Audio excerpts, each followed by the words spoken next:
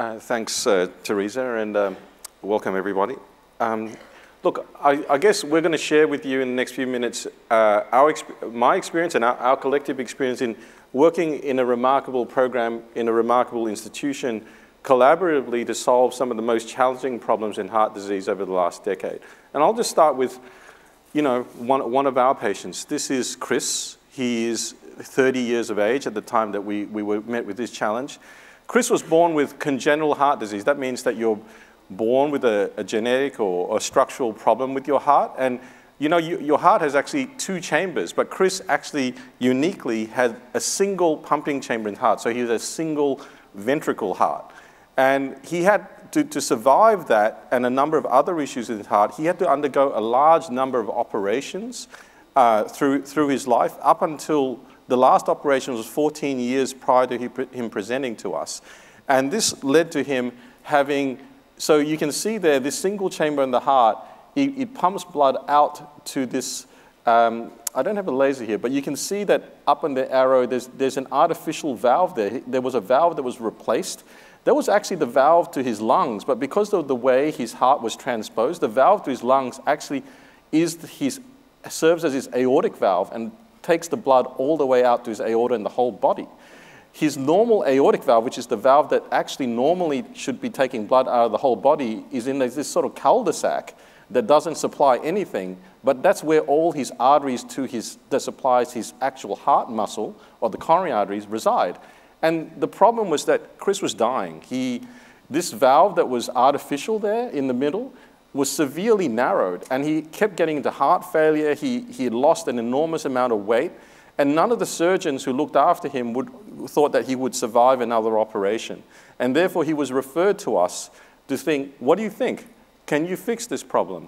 I guess this is a typical problem we encounter within the structural heart program at Prince Alfred, just often problems that people have never thought to be able to solve before.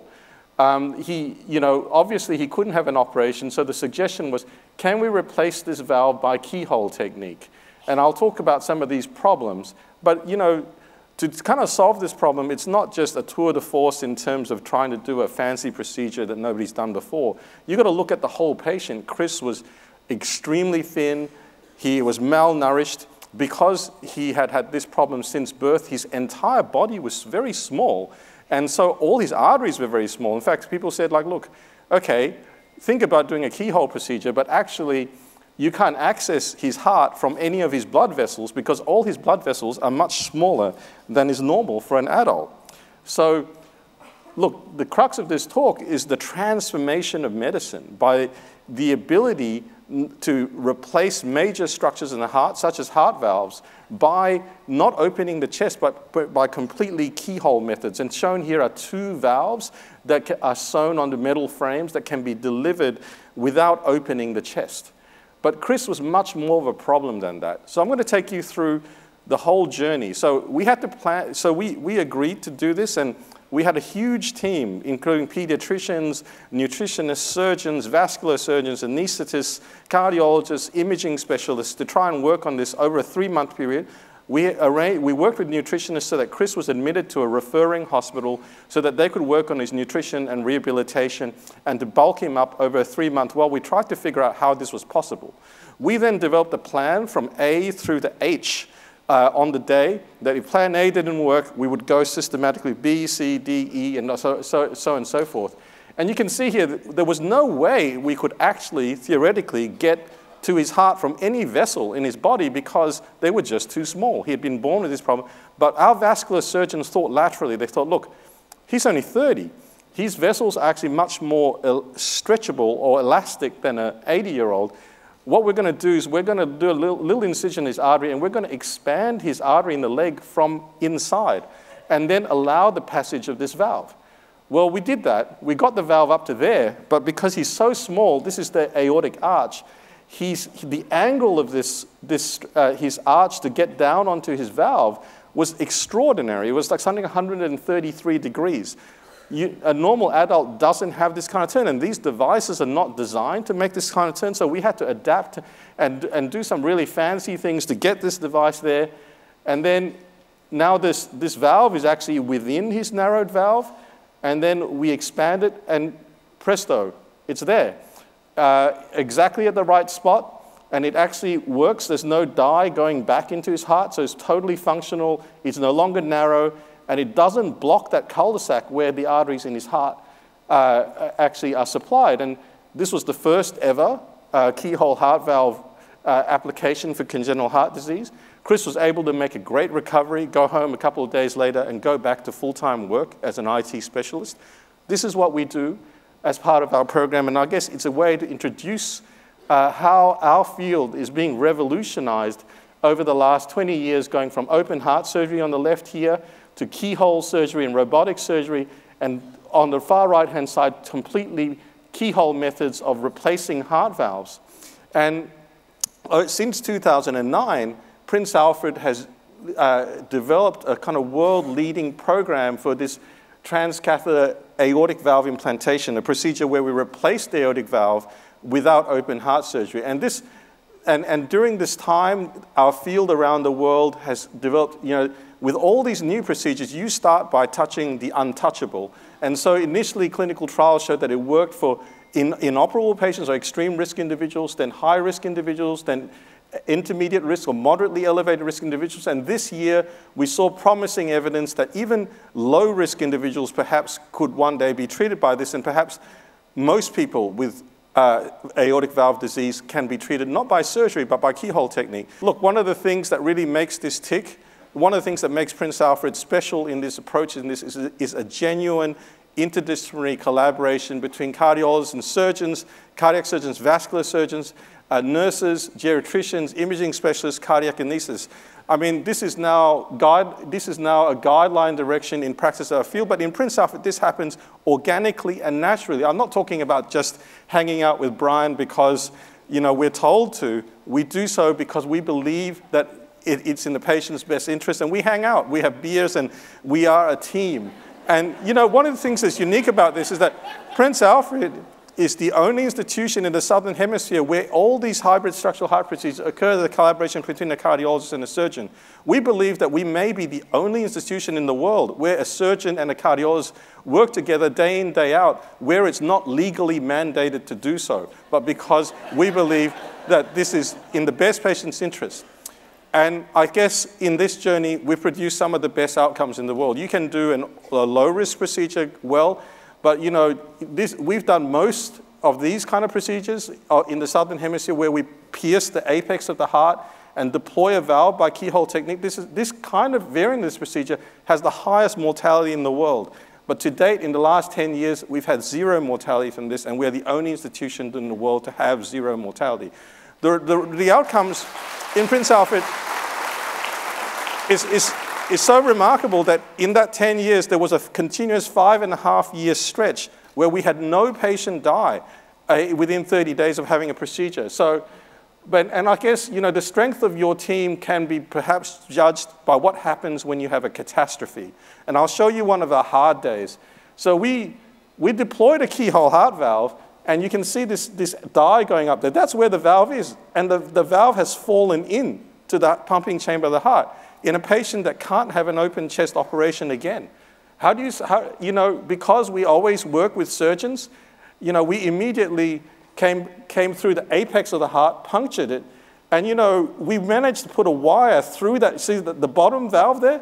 That's the one that's fallen in. Now, if it tips upside down, valves only let blood through on one side. So if it tips upside down, the patient would die because it'd block all the... But we managed to go through that from the apex of the heart and then deploy another valve to save the patient. And then, that valve is fully expanded. How do you get it out of the apex? Now, that's a challenge, right? So there are two surgeons there. One is pressing on the apex of the heart to squash that valve out. The second one is just pulling it out on the... The reason why our patients survive is that we never give up. We absolutely never give up. And we work together. And this is Graham, 1 year after that procedure. And he's well today. I guess, many people say, look, you guys are a bunch of technical, good at your hands, but you're a bunch of cowboys. You do things on people, and you can get them through the procedure, but you should really be judged by the longer-term impact of what you do. And indeed, we should be. So These programs were started to treat people who are old and who are high risk. And what can you expect of that? So when we look at the American or the Canadian experience who pioneered this, the average age of these patients is 83, and at about 5 years, only about a third of these patients are still alive. The US data showed that also about a third of patients are alive. In the United Kingdom, about 45% of patients are alive out at 5 years. And our Prince Alfred program, in the first 5 years of our program from 2009 to December 2015, 186 consecutive patients, 55% of our patients are alive, 80% of them are home dwelling. This is the world's best long-term outcomes from a transcatheter valve program. And our patients are not just we're not just doing well patients. These are average age 83 with a logistic Euroscore or estimated risk of death from cardiac surgery of 32%. These are the sickest of the sick, and we're delivering the best of the best. And so, look, I guess, and the collaboration and the culture at Prince Alfred has allowed us to knock over just day in, day out things that were never done before, just because a cardiologist and a surgeon works together. Joe, whose picture I showed you with that It Girl picture, he was 93, in our CCU, undischargeable. He had both severe coronary disease but couldn't have bypass surgery, couldn't have angioplasty, which is a keyhole procedure, and couldn't have a conventional valve replacement. So we performed the world's first no-touch off-pump bypass surgery combined with the keyhole heart valve to save his life. And he remains well to this day and lives on his own. So we go above and beyond every week. And this is the world, but we are not limited just to the aortic valve. At Prince Alfred, the world's first replacement of a tricuspid valve, which is on the right side of the heart, occurred for a 28-year-old woman who had an artificial valve on that side many years earlier, and that had severely narrowed. And she didn't want to have her chest cut open again and have a metal valve in and therefore lose her reproductive options. And therefore, we worked together again with a huge team to realize the world's first replacement of a tricuspid valve. Look, so when you run a program like this, I think you get a sense it's not just about the service needs. It's always, there's such a massive unmet need in terms of heart valve disease. TAVI is about the aortic valve, but there are two other major valves in the heart that are massively underserved, where patients, well more than 95% of these patients with mitral regurgitation and tricuspid regurgitation are unserved. And so we have pioneered world-leading programs to address this. We were the first institution in the world to deploy this kind of keyhole mitral valve. So this is a second valve on the left side of the heart. And this greenfield first-in-human technique involves putting the valve through the apex of the heart, going up to the left atrium, bringing it back and deploying it, seen here on the right-hand side. We reported the first one in the world in 2017, and last year we were part of a global effort that reported the first outcomes of the first 50 patients. The outcomes are astonishing because, in essence, this keyhole heart valve, which had no precedent as a medical procedure, essentially eliminated leak in 3/4 of patients, with only a quarter having mild residual leak. For a procedure with no precedent, over 3/4 of patients were alive at 12 months, and all RPA patients were alive at 12 months and out at 3 years. And the thing is, this is incredible for a technique, for a procedure that had no precedent, that was completely new. Alongside with that, there's a procedure that's well known where we repair the mitral valve by putting a clip on it to prevent leak. This is called the MitraClip procedure. Last year, a pivotal trial showed that in some patients, this is a device that saves lives where no lives could previously be saved for this condition. So that's remarkable. You may not know, however, that RPA leads the world in these kind of repairs. So Brian Plunkett and I worked on this in March, where we had a 44-year-old woman who couldn't have open heart surgery because she had developmental delay and mobility issues, previous cardiac surgery. And so she had an issue called Barlow's disease, where there's too much excessive tissue on the mitral valve. And typically when you grasp this with that MitraClip, it doesn't work because all that excessive tissue gets pushed aside and you get more leak. Working with engineers at Edwards Life Sciences, they said, look, we can work with you with a completely experimental device that is able to bring these leaflets much closer together so that we don't cause the leak to occur in other sites. This device is revolutionary because it can grasp not just both leaflets at the same time, but one independent of the other. And it can do something where if you look inside the left ventricle, there are all these cords there. So if you introduce something like this, you often get entangled. This device is revolutionary because it can straighten down to a single rod so it doesn't get captured. So in March, Brian and I treated Tanya, and you can see here, because of these new technologies, we can grab one leaflet on the right-hand side and do a Tarzan swing and grab the other one because the gap was just too big. And these things, collaborating between engineers, clinicians, thinking outside the box, allow these anatomic problems to be addressed where they've previously not been before. And we believe that this is the first successful keyhole repair of this kind of condition. And a month out, Tanya is amazing. She's climbing stairs where she couldn't before, and she's gone back to mobilizing much more independently. We've recently published a paper from this experience showing that this technology really reduces mitral valve leak independently. And of that novel device we treat Tanya with, there's currently been 10 patients treated in the world, 6 of them at Prince Alfred. So look, the other thing that's unique about Prince Alfred is that we take, I've shown you the clinical end of our research, but we take fundamental research very seriously because we believe that unless you're committed to fundamental innovation, there are just some problems you can't get to. I'm going to introduce Steve Wise. Steve has worked with me for the last 10 years, and we share a lab together that is the best funded in the country in terms of interventional cardiology and bioengineering of new solutions for heart problems. Steve.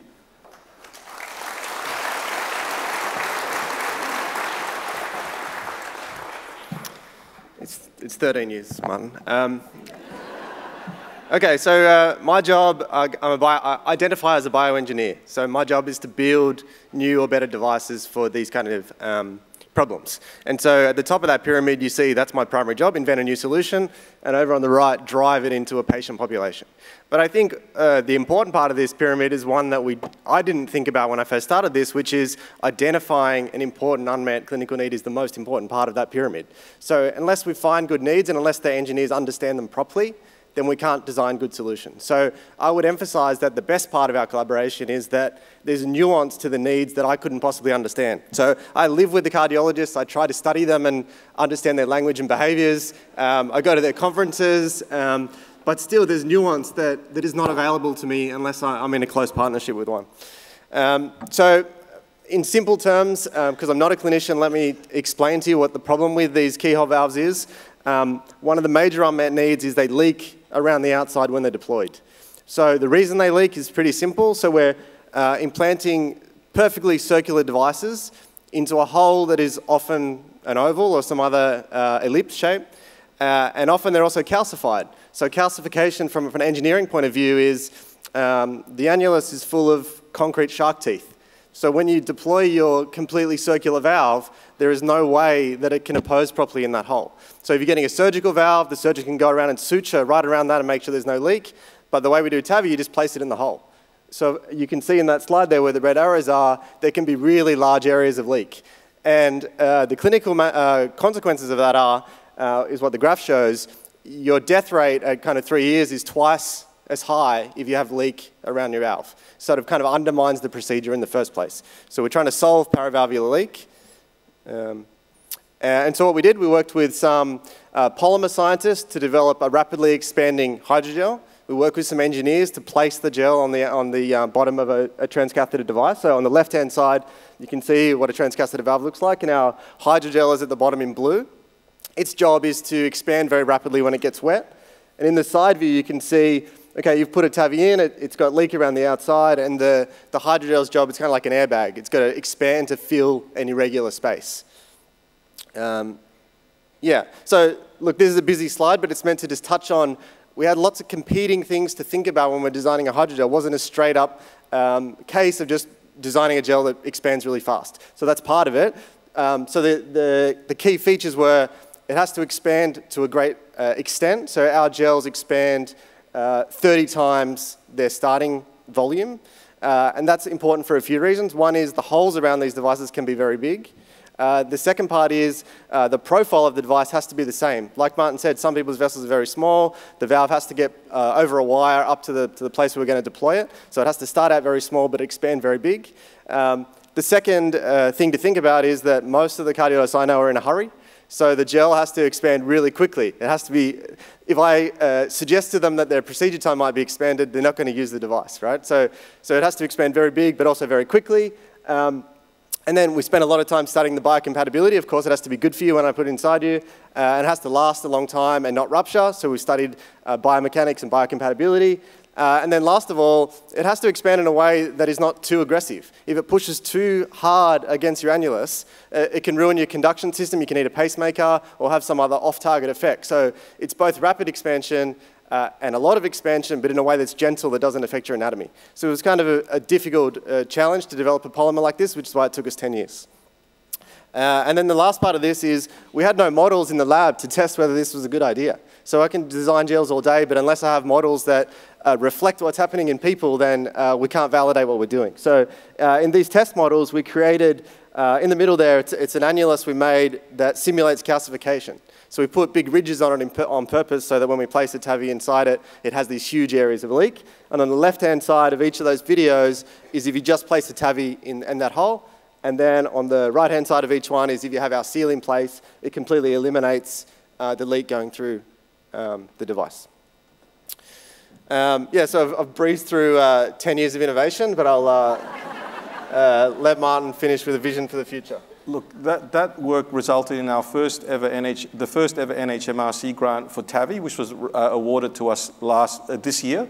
And so we're starting a lot of work to further that towards patients. So look, thank you for your time. I think you can see that structural heart therapy is going through a very exciting time where we're expanding indications with TAVI, but we're actually starting to address other valves like mitral valves and tricuspid valves. And in the next decade, we'll see enormous growth in this field. But we feel that the key in such a program is interdisciplinary collaboration. I think I've shown you collaboration that's achieved remarkable outcomes through working together with surgeons, cardiologists, nurses, and researchers and our whole team. Thank you for your time. I told you they were innovative brainiacs. I'd like a big round of applause for our cardiologists and our scientists. Don't leave the room yet, gentlemen. Thanks. But we can't have this critical surgeon on stage without hearing a few words. Now look, he said in front of everybody that this is the only place in the world where cardiologists and surgeons aren't mandated by law to get on. You even go out for beers. Now, I don't know if you noticed, but when Dr. Ng said that, Dr. Brian Plunkett, consultant cardiothoracic surgeon who's beside me, shook his head. Did anybody notice that? So what is this culture between scientists, surgeons and cardiologists? Seriously, what's the challenge and what's enabled you to overcome it? Well, I think firstly you can see the team is awash with humility.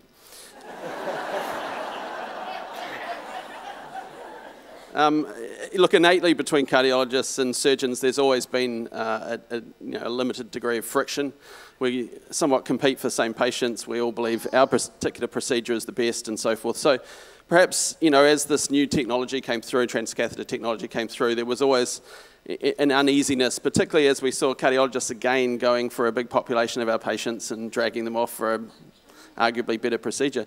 So it's never been an easy thing for probably surgeons to adopt this field or move into this field. And again, surgeons use knives. We operate with our hands. There's a lot less transcatheter, a lot less endoluminal wire-based stuff, which is has always been the domain of vascular surgeons and interventional cardiologists. So there was a friction there, there was a tension there, and there's it's a foreign setting for most cardiac surgeons. I think and I have to credit. Michael Wilson, one of the former surgeons at RPAH, for working with Martin to develop something that's truly unique. And I've worked overseas and done fellowships overseas, and there's very few centres around the world that have such an ease between a group of cardiac surgeons and cardiologists who are willing to work together for it. So how's it happened? Is it individuals with personalities who get on or something else? I think, well, without question, it has to come through the personalities of the individuals concerned, and I think that's where it was founded. But also, it's just an innate need, and I think there's sentinel events that develop this.